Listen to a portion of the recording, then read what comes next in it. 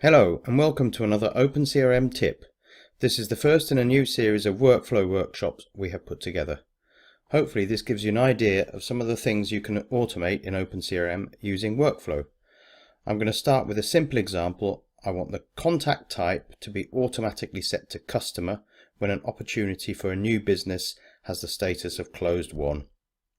Here you can see a contact marked as a prospect with a linked opportunity. As this is the first time of doing business with them, I've set the opportunity type to new business. In an ideal situation, we've won this piece of business, so I can now set the opportunity to the sales stage of closed won.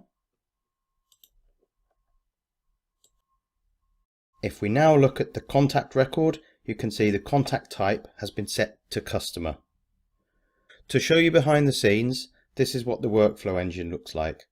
I've set up the workflow to run on the opportunities module and to run when the type equals new business and the sales stage is set to closed won.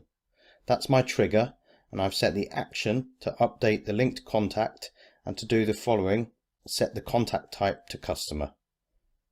You can build your workflow in advance, and when you're ready to implement, simply tick this box and set it to active. And away you go. Thank you for watching.